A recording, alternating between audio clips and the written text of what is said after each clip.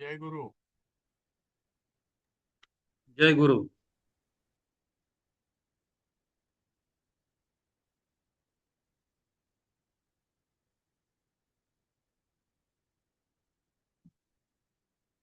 काय रात कोणी झालं नाही अजून. डोस हेवी झाला का काय सगळा? हा कोलेकर सर, तुम्ही छान सांगताय म्हटलं. गीतेचा डोस जास्त झाला का काय असं वाटायला मला. हेवी झाला का खूप? नाही, कारण कोणीच नाही आला आज. नाही, येतील येतील. हा. आले रवींद्र जोशी अच्छा, आले. रवींद्र जोशी आले तर. नमस्कार. जय गुरु. जय गुरु. जय. नाही, तुम्ही छानच सांगताय. ते थोडं हेवी होतं म्हणा, गीतेचं कसं थोडं असतं ते किचकट खूप आहे. आणि आपल्याला त्याच्यामध्ये हा एवढं अपेक्षित नाही आपण जे आपल्याला काय सुभाषित म्हणून त्याचं एक्सप्लेनेशन द्यायचंय. पण कसं ज्यांना गीतेचं बॅकग्राऊंड नाही आहे त्यांना ते नुसतं सुभाषित म्हणून एक्सप्लेन करायला अवघड आहे. ते थोडा इतिहास गीतेचा मागच्या पुढच्या श्लोकाचं माहिती असणं आवश्यक असतं. हा, म्हणजे तो अध्याय कशा करता आहे हा त्याची हा, हे पार्श्वभूमी बेसिक असणं माहिती असली. आवश्यक आहे. करेक्ट. हा, हे जर कळलं तर मग थोडं लिहायला सोपं जातं आपलं. बरोबर. हे सगळं 4 मार्क किंवा जास्त येणार का? हा, पहिला आपला असतो ना तो 10 मार्काचा हा. किंवा 9 8 मार्क 8 काही असेल तर आल्या याला हा. 10 मार्काचा होता ना आपल्याला परवाच्या याला. हो. दोन हम्म. दोन यांचा हा, अर्थ 2 सांगा. येतात नाही, चार त्यातून. 4 मार्काचं होतं. हा, चर्चा चार होतं चार का? मार्क 8 मार्काचं होतं का ते? हा हा. हो, 8 मार्काचं होतं. असंच असेल ते, 8च असेल होतं. पेपर्स अच्छा. मागवतो मी, तर बघू आपण ते अच्छा, ठीक आहे. पेपर्स आपला अंदाज येईल तसे. हम्म. पण कसं हे सगळं ते कव्हर मा- करणं आवश्यकच होतं ते. नाही केलं तर काय होतं मग ते अर्धवट होतं ते. हा, म्हटलं तसं मार्काचा फोकस नाही आहे, पण जसं हा तुम्ही म्हणले एक्सपेक्टेशन जर का थोडं रिलेट करून स्वतःची उदाहरण द्यायचं वगैरे असेल, त्या दृष्टीने विचारतोय. हो असं हो, नाही की तेवढंच आहे. पण ते कसं की मागच्या वेळेला एक्सपेक्टेड झालं. 8 ते 10 ओळी. हा, तुम्ही म्हणले हा 8 ते 10 ओळी म्हणजे मग तेवढं ते हा हा बॅकग्राऊंड हे म्हणले हा तसं हा, थोडी थोडं घ्यायला लागते आणि मग त्याला अनुषंगाने लिहायला लागतं. लिहायला लागतं. बरोबर. ठीक आहे, ठीक आहे, ठीक आहे. चालेल, आपण शेवटच्या ह्याच्यात आहोत, आपण सुरुवात करू त्याची. सर, हा, मॉडेल आन्सर शीट वगैरे पण मिळू शकेल का बघायला? मॉडेल आन्सर शीट ना. एखादी जरी मिळाली तरी करू निदान आपण करू अंदाज येईल की करू आपण हो, करू आपण. अपेक्षित काय आहे असं. हो हो, करूयात काय.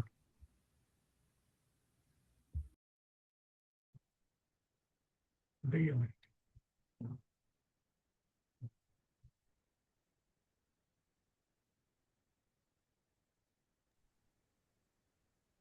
कारण हे राजेंद्र म्हणले आता तसं इतकं ते सखोल आहे की आणि हम्म. थोरा मोठ्याने लिहिलंय ज्ञानेश्वरांपासून हम्म. टिळकांपासून सगळ्यांनी लिहिलंय. आम्ही लोक त्याच्यावर काय लिहिणार? नाही नाही, आपण खूप लिहावं असं आम्हाला तर तो अपेक्षित नाहीये. विषयच समजत नाही. आपल्याला फक्त यातलं हेच लिहायचंय. तेच एक्झॅक्टली. तर शब्दाचा अर्थ आहे आणि आपल्याला थोडंफार रिलेट होत असेल तेवढंच. तेवढंच. त्याच्यात पण सब्जेक्टिव्हिटी मला पण त्या ती. दिवशी तेच म्हणायचं होतं की ते त्यांच्या शब्दात किंवा त्यांच्या ह्याच्याने लिहिणं थोडं आमच्यासाठी तरी हो, या नाही नाही, लेव्हलला अवघडच आहे ते. नाही, थोडंसं बरोबर. अवघड आहे. तर करेक्ट. त्यावेळेला परीक्षेमध्ये जे काही थोडंफार वाटेल तसं लिहिलं तर ते हो हो हो हो ॲक्सेप्ट हो होईल का असं? हो, होतं होतं. बाकी म्हणजेच आपल्या काय. भाषेमध्येच लिहायचं. कोणीतरी ना लिंक विचारतंय ग्रुपवर, पण त्यांना ते ग्रुप डिस्क्रिप्शन मधली लिंक उघडता येत नाहीये म्हणतायत. अरे एक मिनिट बघतो मी व्हॉट्सअपवर एक.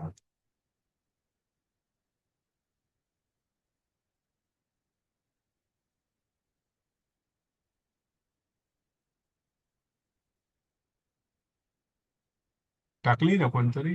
सुधा मॅडम टाकली वाटतं ते. ही ओपन होत नाही का? जॉईन होता येत नाही. नाही नाही, त्याच्या आधीचा मेसेज होता, कोणतरी टाकली आता. So it's okay, I think होईल join. हा हा, ह्याच होता ते. राधिका पायघन कशाला येतात इकडे? संध्याकाळच्या क्लासला येतात की काय? राधिका पायगन सकाळच्या बॅचला आहेत. आल्यात का त्या? राधिका ताई नाही. ओके, आपण सुरू करूया तोपर्यंत. बहुतेक त्या येतात की नाही काय माहिती. लिंक टाकली पण सुधा मॅडम टाकली. हा दुसरा अध्याय आहे. दुसऱ्या अध्यायाचे 2 श्लोक आपल्याला आहेत. आपण परवा सुरुवात केली ती वाचायला याला. पहिल्या अध्यायामध्ये अर्जुनाने सगळा शोक व्यक्त केला, दुःख व्यक्त केलं आणि हतबलता व्यक्त केली की मी युद्ध करणार नाही. मग श्रीकृष्ण सांगतो की हे तुझं योग्य नाही, हे क्षात्रधर्माला योग्य नाही, तुझा स्वधर्म नाहीये आणि तुझी ही कृती जी आहे ती अनारी आहे. अनारी आहे म्हणजे आर्यवृत्तीला धरून नाहीये. म्हणजे आर्यवृत्ती म्हणजे काय की ते आपल्या धर्माप्रमाणे वागणारे आणि कर्तव्याला जागणारे लोक आहेत. तर हे सोडून तू अशा अडाणी लोकांसारखं वागू नको. मग तो म्हणतो की मला मी गुरु आजोबा नातेवाईक यांना कसं मारू? त्यापेक्षा मी भिक्षा मागून माझं पोट भरीन. मला राज्य नको, जमिनीवरचं राज्य नको आणि स्वर्ग पण नको. मग तो म्हणतो की आता मला काही समजत नाही मी काय करावं. मी मोहित झालो आहे. मोहित झालो म्हणजे हे नातेवाईक जे आहेत माझे त्यांना बघून मला मोह निर्माण झाला आहे आणि मी आता काय करावं मला कळत नाही. मला यांना मारणंही अवघड आहे आणि न मारणंही अवघड आहे. मग तो श्रीकृष्ण सांगतात की तू ज्यांना मारायचं म्हणतोस ते फक्त शरीर आहेत आणि मनुष्याचं जे आयुष्य आहे त्यातला जो कायम राहणारा भाग आहे तो शरीर नाही, तर ते आत्मा आहे. तो अजरामर असतो, तो मरत नाही, तो जन्मतही नाही, तो असतो फक्त. आत्मा असतो तो फक्त साक्षी रूपाने असतो. त्याला आपल्या आयुष्यातले आयुष्यातले जे काही अनुभव असतात त्याचा कुठलाही परिणाम त्या आत्म्यावरती होत नाही. शरीर जरी आपलं बाल्य, तारुण्य आणि वार्धक्य या फेजेसमधून गेलं आणि शेवटी मृत्यूला पावलं, तरी आत्मा हे शरीर सोडतं आणि नवीन शरीर घेतं किंवा मुक्तीला जातं. म्हणजे शरीर जे आहे ते काय करतं की हे जोपर्यंत शरीर रूपाने आहे तोपर्यंत अनेक सुख-दुःख अनुभव घेत राहतात. हे अनुभव घेताना आपण सुखाने आनंदी होतो, दुःखाने दुःखी होतो. पण विद्वान माणूस जो असतो, बुद्धिमान जो असतो तो ही सुख आणि दुःख एकाच वृत्तीने सहन करण्याचा प्रयत्न करतो आणि त्यात यशस्वी होतो. ही सुख, दुःख, यश, अपयश हे जे आहे जोडी यांना त्याच्या या गीतेमध्ये द्वंद्व म्हटलेलं आहे. आणि ह्या द्वंद्वानी ते विचलित होत नाही. यश आल्याने हुरळून जात नाही किंवा अपयशाने ते खचून जात नाही. ते आपले कर्तव्य सतत करत राहतात. नंतर कृष्णाने सांगितलं की आत्मा हा सत्य आहे, शरीर हे असत्य आहे. जे काय दिसतं ते सर्व असत्य आहे आणि असत्याच्या मागे तू लागू नको. जे सत्य आहे त्याच्या मागे तू लाग. आत्मा कसा आहे याचं वर्णन त्यांनी 21 ते 25 या श्लोकांमध्ये केलेलं आहे. त्यांनी सांगितलं की तो अवध्य आहे. त्याला वध नाही करता येत. त्याला मारता येत नाही. ते तुकडे करता येत नाही, जाळता येत नाहीत. पाण्यात भिजत नाही, भिजले सुकत नाही तो. म्हणजे कुठलाही नियम त्याला ह्या जगातला लागू पडत नाही. तो फक्त असतो. तो कसा असतो हे माहीत नाही, पण तो असतो. आणि जन्म-मृत्यू जे आहेत ते नियतीचे नियम आहेत. जो जन्मला तो मरणारच आहे. त्यामुळं त्याचा शोक तू करणं चुकीचं आहे. आत्मा हा अचिंत्य आहे. आपण त्याची चिंता करू शकत नाही, त्याच्यावरती विचार करू शकत नाही. जो आपला शरीराच्या आत आहे असं म्हणतो, पण तरीही तो आपल्या शरीराचा भाग नाही. त्याचा शोक तू करू नको. क्षत्रियासाठी स्वधर्म श्रेष्ठ आहे. तो स्वधर्म तो केलाच पाहिजे. नाही केलं तर तुझी मानहानी होईल. क्षत्रिय म्हणून तो एक दुर्बल समजला जाईल आणि तो युद्धाकरता जर उभा राहिला नाहीस तर तुला पृथ्वीवरती सुद्धा नाही कनेक्ट होत. त्याला कुठे कनेक्ट व्हायचं ऍक्च्युअली?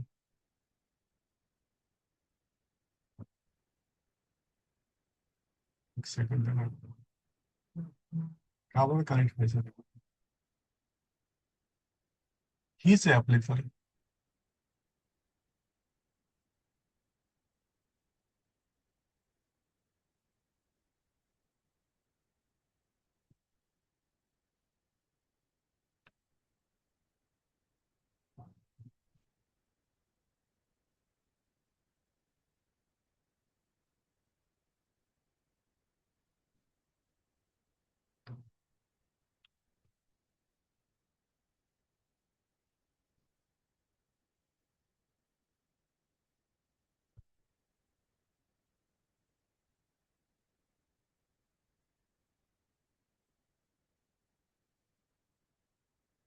अच्छा.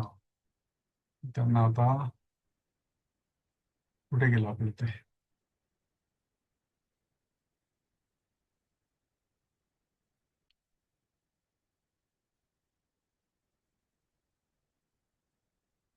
हीच आहे आपल्या लिंक.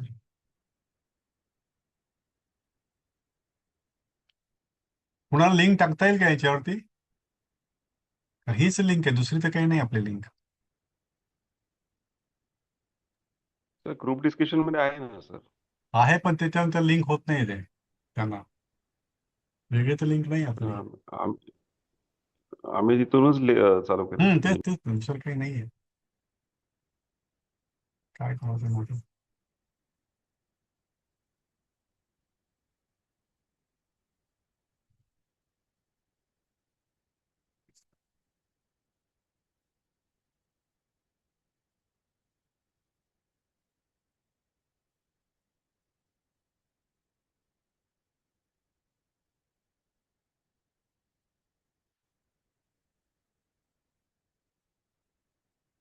ओके चल.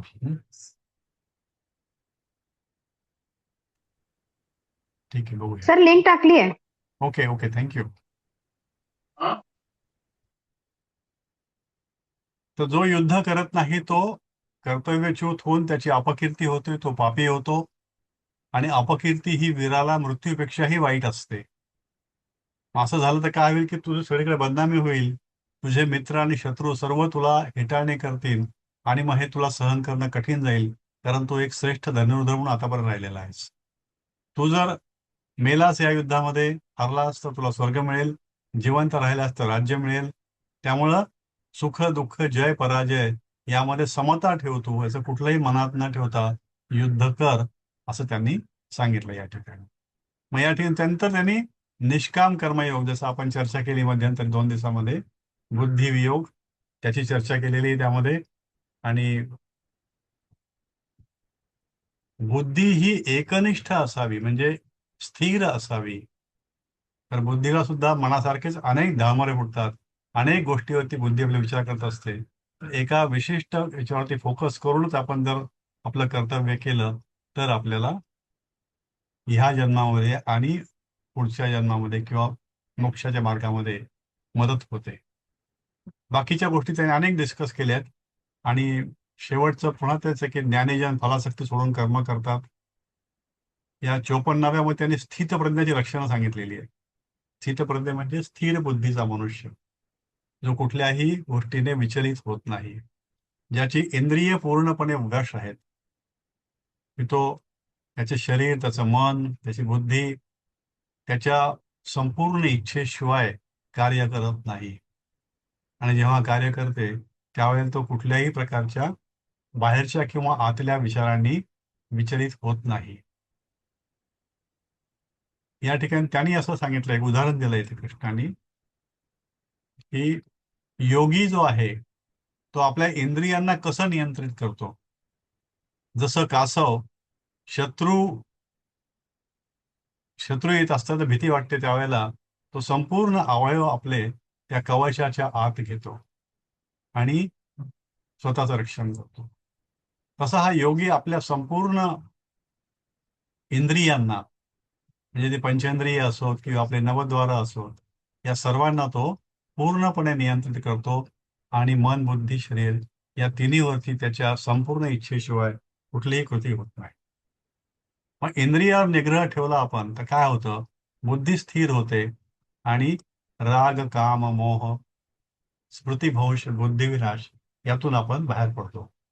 आता इथे राग जो आहे, हा रागचा अर्थ बेसिकली ज्याला आपण अनुराग म्हणतो मराठी संस्कृतमध्ये सुद्धा, ही एक प्रकारची प्रेम भावना, एक प्रकारची आकर्षणाची भावना. काम ही गोष्ट वेगळी, कामना म्हणजे इच्छा, आणि राग म्हणजे आपल्याला असलेला लोभ किंवा त्याची असलेला मोह एक प्रकारचा, कुठल्याही व्यक्तीबद्दल, वस्तूबद्दल, त्याबद्दल. हा राग म्हणजे आपण ज्याला रागीट स्वभाव म्हणतो त्यातला भाग नाही हा. मग जो ह्या रागातून आणि द्वेषातून, म्हणजे प्रेमभावनेतून आणि द्वेषातून यातून बाहेर पडतो, म्हणजे कुणाबद्दल थोडी प्रेमभावना पण नाही, कुणाबद्दल द्वेष पण नाही, एक प्रकारची तटस्थ भावना असते आणि इंद्रिय पूर्णपणे वेश असतात, असा जो योगी असतो तो आत्मसंतुष्ट असतो. त्याला कधीही असमाधान नसतं. जे मिळेल त्या संतुष्ट, जे नाही मिळेल त्यातही संतुष्ट, अशा प्रकारचं. मग जो अशांत असतो त्याचं काय होतं, त्याला बुद्धी, भावना, सुख तिन्ही नसतात. त्याला बुद्धी पण नसते, मनही शांत नसतं आणि सुखही मिळत नाही. मग 67 पासून जे उदाहरण दिलं त्यांनी, यातला पण आपल्याला श्लोक पुढे आहे 71वा. त्याने उदाहरण दिलंय की समुद्र जो असतो, समुद्राला अनेक नद्या मिळतात. अनेक नद्या अनेक प्रकारच्या गोष्टी घेऊन मिळतात. पण समुद्र त्यांना जेव्हा स्वीकारतो त्यावेळेस समान भावनेतून स्वीकारतो की ही नदी माझी प्यारी आहे, ही नदी नाही, हिने आणलेल्या वस्तू वाहून आणलेल्या खूप चांगल्या आहेत आणि हिने आणलेल्या चांगल्या नाहीत, अशा कुठलीही भावना त्यात नसते. तो तितक्याच धीर गंभीरपणे आणि तितक्याच तटस्थपणे सर्व नद्यांचं, सर्व प्रकारचं आलेलं पाणी, सर्व प्रकारच्या वस्तूसहित स्वीकारतो. त्यामुळे त्याच्या कुठं कामना गुंतलेलं नसतं. तसा हा स्थिर माणूस असतो, तसा हा बुद्धी स्थिर असलेला व्यक्ती असतो, जो योगी असतो. की तो सगळ्या प्रकारच्या भावनांना स्वीकारतो, पण त्या कुठल्याही भावनेमध्ये गुंतलेला नसतो. त्यामुळे आयुष्य जगताना तो सर्वात आहे आणि कुठेच नाही, अशा भावनेतून आयुष्य जगतो. मग कालांतराने काय होतं की तो सर्व कामनांना त्याग करतो. ही जी भावना आहे ही संन्यासी भावना आहे, की मला कुठली इच्छाच नाहीये. तो निस्पृह होतो आणि मग तो परमशांतीला जातो. हे काही मिळवायचंच नाहीये, काही करायचंच नाहीये, तर मग पूर्ण शांती. ती अंतिम स्थिती झाली. ही जी आहे ती ब्रह्मी अवस्था म्हणतात तिला. तो ब्रह्मा अवस्थेला पोहोचलेला आहे. तो जो आहे कुठल्याही मोहात पडत नाही. ती एकदा ब्रह्मावस्था प्राप्त झाली की तो मनुष्य सर्व प्रकारच्या मोहाच्या बाहेर पडतो. आणि ही अवस्था मृत्यूच्या क्षणी जर स्थिर असेल, म्हणजे असं पुढच्या अध्यायामध्ये त्यांनी म्हटलं श्रीकृष्णांनी, की त्या क्षणी जेव्हा आपण परमेश्वराच्या जवळ असतो आणि आपण त्याचं स्मरण करतो, अर्थात तो निर्विकार असेल आपल्या भावनेमध्ये, आपल्या विचारांमध्ये, तर आपण त्याचं कशा प्रकारे स्मरण करतो ते वेगळं. पण आपण परमेश्वराच्या जवळ असो ही जर भावना त्या क्षणी असेल तर तो ब्रह्मनिर्वाणाला प्राप्त होतो. ही जी भावना आहे त्या अंतिम क्षणाच्या वेळी ही फार कमी लोकांना मिळते, की ज्यांची बुद्धी त्याही वेळेला पूर्णपणे जागृत असते, पूर्णपणे स्थिर असते, सर्व प्रकारच्या भावनांच्या बाहेर पडलेली असते. तर हा दुसरा अध्याय त्याचा खूप दुसरा आणि तिसरा दोन्ही अध्याय गीतेमधले महत्वाचे आहेत. दुसऱ्या अध्यायामध्ये त्यांनी स्थिर बुद्धीचं, स्थित प्रज्ञाचं महत्व सांगितलेलं आहे आणि तिसऱ्या अध्यायामध्ये कर्माचं महत्व सांगितलेलं आहे. यातले 2 श्लोक आपल्याला अभ्यासाला आहेत, 2:27 आणि 2:71. तर 2:27च्या आधी त्यांनी काय सांगितलेलं आहे की आत्मा हा अमर आहे, शरीर हे मर्त्य आहे, त्यामुळे तू शरीराचा विचार करू नका. तर 26व्या अध्यायात श्रीकृष्ण सांगतात अर्जुनाला की तू असं मान्य कर थोडा वेळ, किंवा तुझं जे म्हणणं आहे की शरीर आणि मन आणि बुद्धी आणि आत्मा एकच आहे आणि मी मारतोय त्या व्यक्तीला आणि त्या आत्म्यालाच मारतोय, त्यापुढे तो असणारच नाही. मग तो असणारच नाही तर मग दुःख कशाला करायचं? म्हणजे जो नाहीच, शरीर आहे तेच असेल, आत्मा आहे तोच असेल, तर मग जाऊ दे, त्याचा विचार कशाला करायचा? म्हणून तो जन्माला येणार आहे, तो मरणारच आहे, आणि जो मरणार आहे तो जन्माला येणारच आहे पुन्हा. मग पुन्हा कशाला विचार करायचा? म्हणून तो युद्ध कर. म्हणजे त्याचा जो लॉजिक होतं अर्जुनाचं, की नाही नाही तुझं म्हणणं असं योग्य वाटत नाही मला, मला खरं काय ते सांग. त्या ठिकाणी कृष्ण म्हणतात या 27व्या श्लोकामध्ये, जातस्य हि ध्रुवो मृत्युवं जन्म मृत्यश्च तस्मात् परिहार्यर्थे न त्वं शोचितुम् अर्हसि. म्हणजे काय की कारण जातस्य म्हणजे जन्माला आलेला, ध्रुवो, ध्रुव म्हणजे ध्रुवतारा, ध्रुवतारा हा स्थिर असतो, तो जागा न बदलणारा असतो. पृथ्वीच्या अक्षाशाला लिंक असतो तो, आणि तो नेहमी तसाच असतो. त्यामुळे हे निश्चित असतो, ध्रुवतारा हा त्याची जागा निश्चित असते. म्हणून जातस्य ही ध्रुव मृत्यू, म्हणजे मृत्यू हा निश्चित आहे ध्रुवताऱ्यासारखा. आणि जो मरतो वम जन्मम जन्म मृतस्य च, जो मरतो तो पुन्हा जन्माला येतोच. तस्मात म्हणून अपरिहार्यर्थे, अपरिहार्यपणे उपाय नसलेल्या गोष्टी न त्वम शोचितुम अर्हसी. ह्या गोष्टीचं तू दुःख करू नकोस, शोक करू नकोस. तू हे शोक करण्याकरता पात्र नाहीस. ही त्यावेळेची बोलण्याची भाषा.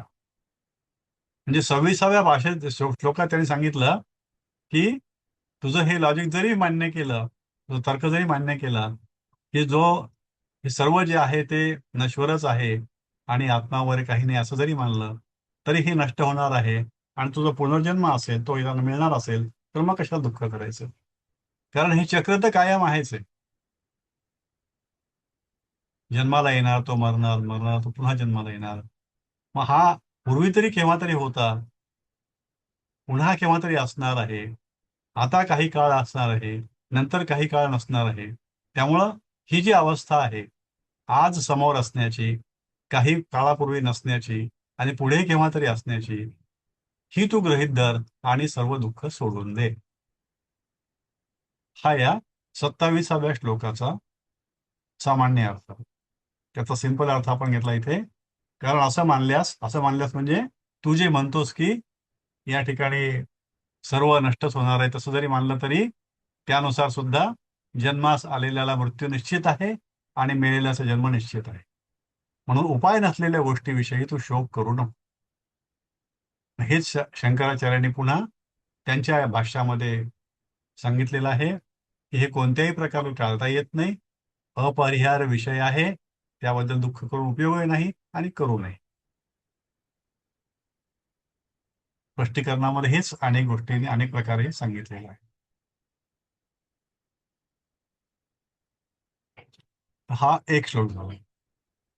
271 जो आहे, 72 श्लोकांचा हा अध्याय आहे आणि यामध्ये तेच त्याने उदाहरण दिलं की समुद्र जो असतो, 70व्या श्लोकात त्यांनी सांगितलं की समुद्र ज्या प्रकारे कुठल्याही अहंकाराशिवाय धीरगंभीर वृत्तीने कुठलीही आवड किंवा निवड न धरता सर्व नद्यांचं सर्व पाणी आणि आलेल्या सर्व गोष्टी स्वीकारतो, तशाच प्रकारे तू सर्व प्रकारच्या कामनांचा त्याग कर, सर्व इच्छांचा त्याग कर. आणि जो पुरुष असं करतो ममता रहित, आणि त्याला कुठल्याही प्रकारची ममता नाही, प्रेम नाही आणि त्या ठिकाणी द्वेष पण नाही, अशा निस्पृह अवस्थेमध्ये त्याला अहंकार पण नाही, तो जेव्हा वावरत असतो त्यावेळेला तो पुरुष शांतीला प्राप्त करतो. मन शांत असतं त्याचं, ते कुठल्याही डोहातल्या पाण्यासारखं स्थिर असतं. हा श्लोक असाच आहे. विहाय कामान्य सर्वान् पुमांश्चरति निःस्पृहः निर्ममो निरहंकारः स शांतीमधिगच्छति. विहाय म्हणजे सोडून, कामान म्हणजे इच्छा, यह म्हणजे जो, सर्वान म्हणजे सर्व.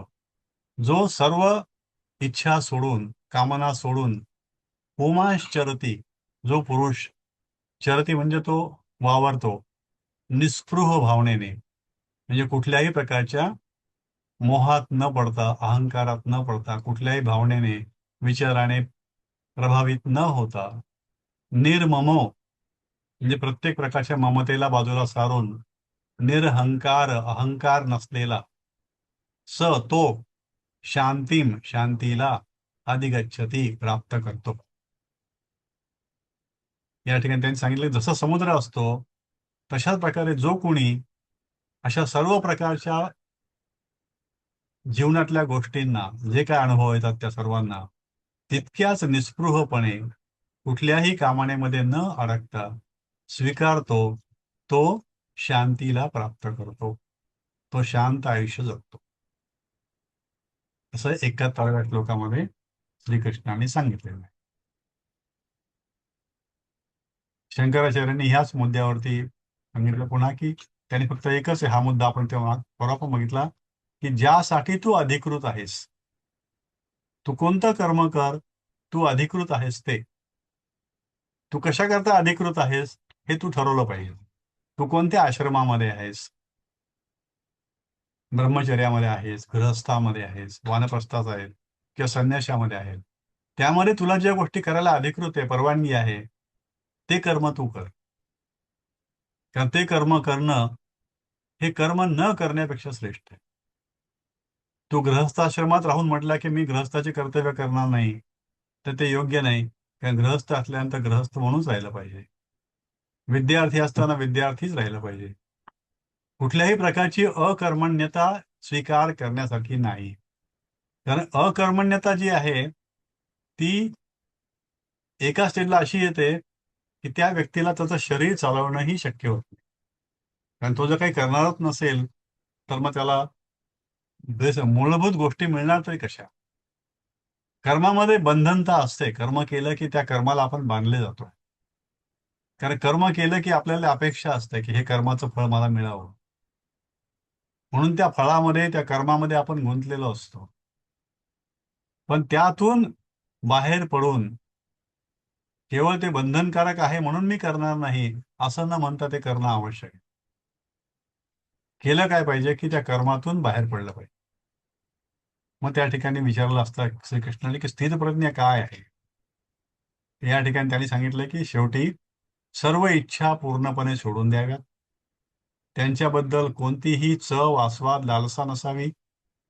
मी व माझी ही भावना सोडून द्यावी आणि अहं केंद्रित वृत्ती सोडून द्यावी. आणि हे एका दिवसात होणारं काम नाही. वारंवार अभ्यासाने आणि वैरागी वृत्तीनेच हे करणं शक्य होतं.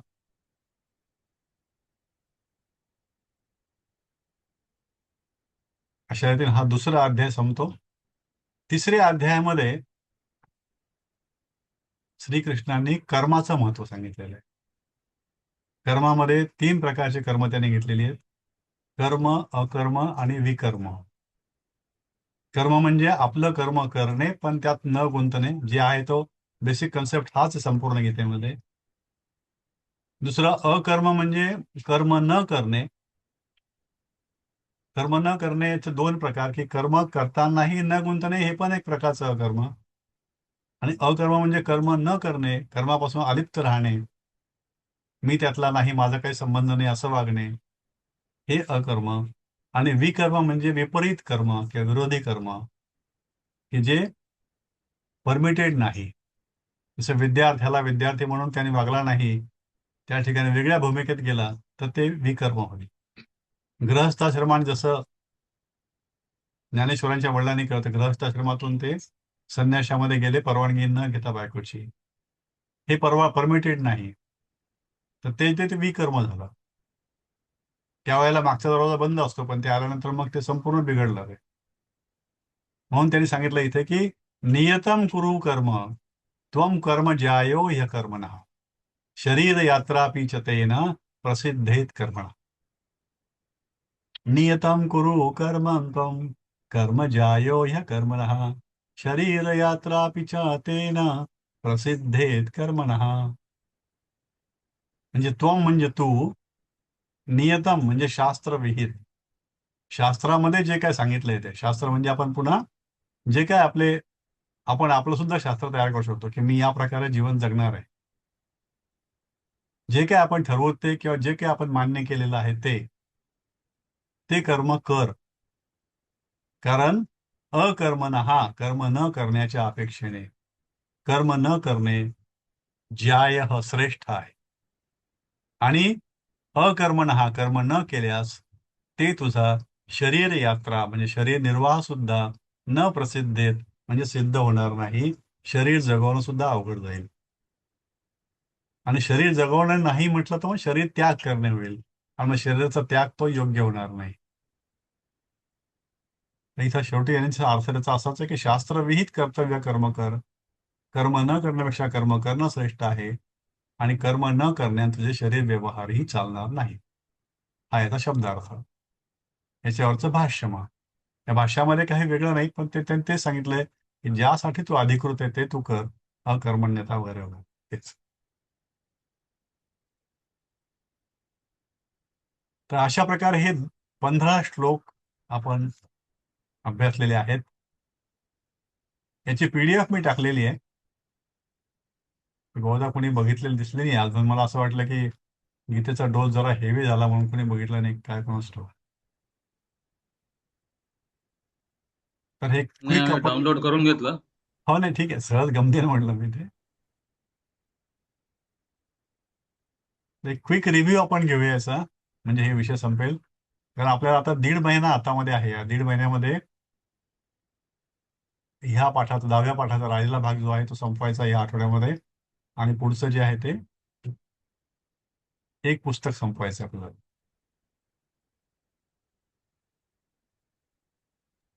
पहिला श्लोक. सर हे सर हे हा, श्लोक आहेत हे सिलेबसचा भाग आहे का? सिलेबसचा भाग आहे, पण तुम्ही पाठ करावे असं अपेक्षा नाही यामध्ये. फक्त बरं. तुम्हाला हे पहिलं अक्षर जे आहे ना, उद्धरेद आत्मनात्मानम, ह्याचा तुम्हाला रेफरन्स तरी माहिती पाहिजे की कुठल्या अध्यायामधला आहे आणि संदर्भ काय याचा आणि काय सांगितलं, याचा अर्थ काय होतो. म्हणजे शब्द अच्छा. तरी ओळखता आले पाहिजे किंवा हे यातलंही आहे. हम्म. म्हणजे त्यात पाठ करणे किंवा म्हणणे किंवा असं काही अपेक्षित नाहीये. अच्छा. उद्धरेदात्मानमात्मानं नात्मानमवस्थ साधयेत आत्मैव ह्यात्मनो बंधुरात्मैव रिपुरात्मनः. याचा अर्थ स्वतःच स्वतःचा संसार समुद्रातून उद्धार करून घ्यावा आणि स्वतःला अधोगतीला जाऊ देऊ नये. कारण हा मनुष्य स्वतःच स्वतःचा मित्र आहे आणि स्वतःच शत्रू आहे. हा एवढा याचा सारांश. दुसरा जो आहे तो असंशयम महाबाहो मनो दुर्निग्रहम चलम अभ्यासेन तु कौंतेयम वैराग्येन च गृह्यते. या ठिकाणी सांगितलं त्याने की अर्जुन म्हणतो की हे श्रीकृष्ण हे खूप चंचल आहे मन. हे तू सांगतो हे कठीण मनात ठेवा, हे कंट्रोलमध्ये ठेवा, शरीर कंट्रोलमध्ये ठेवा, बुद्धी कंट्रोलमध्ये ठेवा, सोपं नाही ते. मग ते म्हणतात की हे महाबाहो अर्जुना, मन चंचलने आवरण्यास कठीण आहे या शंका नाही, परंतु हे कोणतरी पुत्र अर्जुना, अभ्यासाने आणि वैराग्याने हे ताब्यात आणता येते. मग इथे आपल्याला अभ्यास म्हणजे काय, वैराग्य म्हणजे काय हे थोडंसं एक्सप्लेन केलं तर होऊन जातं. त्यानंतर हे भक्तियोगामधले काही श्लोक आहेत, 2 बनवतं. श्रेयो हि ज्ञानमभ्यासांच्या ज्ञान ध्यानम शिष्यते ज्ञानात कर्मफल त्यागस शांती अनंतरम. म्हणजे काय श्रेष्ठ आहे, तर आपण जे अभ्यास करतो, अभ्यास म्हणजे जेव्हा प्रयत्नपूर्वक आणि जाणीवपूर्वक अभ्यास करतो, त्याच्या प्रत्येक गोष्टीकडे अर्थाकडे लक्ष देऊन करतो, त्यावेळी त्या अभ्यासामधून आपण ज्ञानाकडे जातो. पण केवळ अभ्यास, केवळ कृती, केवळ कर्म, त्याच्या कुठल्याही महत्वाकडे त्याचं लक्ष न देता, तसं मर्म न जाणता असा जर अभ्यास केला असेल तर त्या अभ्यासापेक्षा ज्ञान श्रेष्ठ आहे. ज्ञानापेक्षा परमेश्वराच्या स्वरूपाचं ध्यान श्रेष्ठ आहे आणि ध्यानापेक्षाही कर्मफळाचा त्याग श्रेष्ठ आहे, कारण त्यागाने ताबडतोब परमशांती मिळते. म्हणजे या ठिकाणी अपेक्षित कसं आहे कृष्णाला की अभ्यास म्हणजे परमेश्वराच्या अस्तित्वाचा अभ्यास, त्याच्या श्रेष्ठत्वाचा अभ्यास. हे जर तुम्ही व्यवस्थित नाही करू शकलात तर मग जे ज्ञानयोग आहे सांगितलेला गीतेमधला, त्या मार्गाने जा. आणि ज्ञानापेक्षाही तुम्हाला करता आलं तर ध्यान करा परमेश्वराचं, ते श्रेष्ठ आहे. आणि ते नाही आलं तर तुमचं जे काय कर्तव्य आहे, जे कर्म आहे, ते कर्म करा आणि त्याचं फळ सोडून द्या. हे जास्त श्रेष्ठ आहे. कारण कर्म त्याग केला तर तुम्ही कुठल्याही कर्मात अडकत नाही आणि अडकले नाही की आपोआपच तुम्ही मनाची शांती मिळत नाही, तुम्हाला परम शांती मिळते. मग या ठिकाणी त्यांनी पुन्हा सांगितलं की कोण कसा असतो, श्रेष्ठ योगी मानायचा कसा, तो प्रिय कोण आहे श्रीकृष्णाला. यो न हृष्यती न द्वेष्टी न शोचती न कांक्षती शुभाशुभ परित्यागी भक्तिमान यस समप्रिया. मला कोणता भक्त प्रिय आहे, तो ज्याला आनंदही होत नाही आणि द्वेषही होत नाही. न हृष्यती, कधीच आनंदी होत नाही. न द्वेष्टी, तो दुःख द्वेष करत नाही. न शोचती, शोक करत नाही. न कांक्षती, न कामना करीत नाही. तसेच शुभाशुभ परित्यागी, शुभ आणि अशुभ या संपूर्ण कर्मांचा तो त्याग करणारा आहे, असा भक्तियुक्त पुरुष मला प्रिय आहे. मग हे असं वाटलं की असं हे वाटलं वाटतं आपलं की पूर्णपणे निष्क्रियच, मग हे नाही ते नाही, मग करायचं काय माणसाने.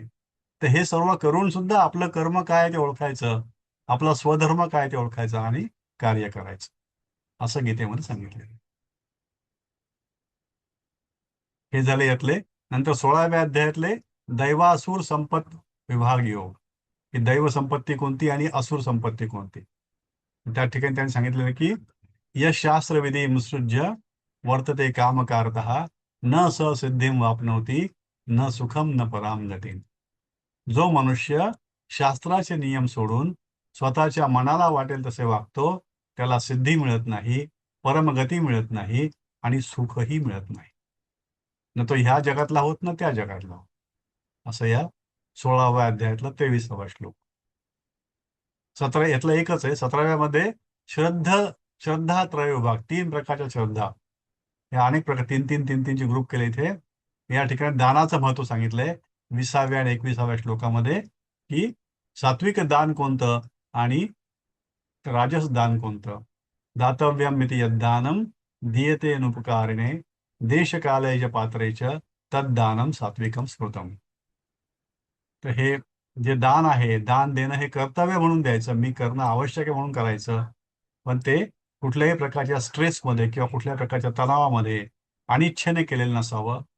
ते दान जे आहे ते देश काल आणि पात्र व्यक्तीला मिळावं. त्याच्याकडून काही अपेक्षा असू नये. ज्याने आपला उपकार केले आधी त्याला देऊ नये. ज्याच्याकडून काही अपेक्षा नाही त्याला द्यावं आणि काही अपेक्षेनं देऊ नये. असं दान जे आहे ते सात्विक म्हटलं.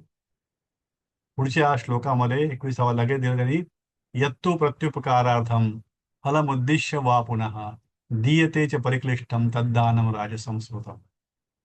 की जे दान मनाला क्लेश करून दिलेले असतात, इच्छा तर नाहीये पण करणं भाग आहे.